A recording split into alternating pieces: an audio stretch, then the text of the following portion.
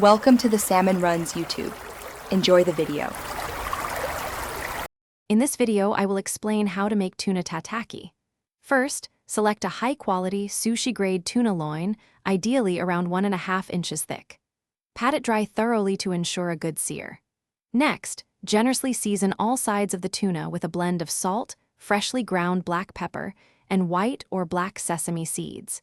Heat a skillet to a very high temperature with a small amount of high smoke point oil. Sear each side of the tuna for about 30 to 45 seconds, creating a thin, cooked crust while keeping the center rare.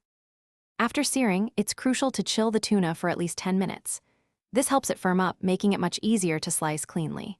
Using a very sharp knife, slice the tuna against the grain into thin pieces, aiming for about 1/4 of an inch thick. For the classic tataki sauce, whisk together a base of soy sauce, rice vinegar, and a squeeze of fresh citrus juice, like lemon or lime.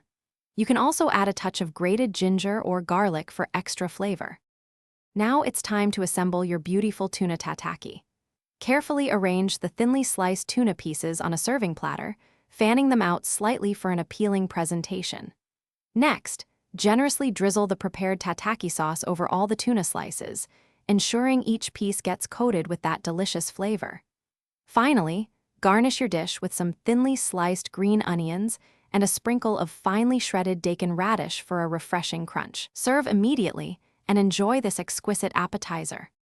For the best tuna tataki, always prioritize the freshest, highest quality sushi-grade tuna you can find. This dish truly shines when the main ingredient is exceptional. Remember, the searing time is flexible. Adjust it between 30 to 60 seconds per side based on your preferred level of rareness. A quick sear is key to keeping the inside cool and raw. Also, be sure to check the description below for a link to the Echo Dot smart speaker and other great deals. Experiment with different garnishes like microgreens or a sprinkle of chili flakes to personalize your dish. Thanks for watching. Consider subscribing if we helped you.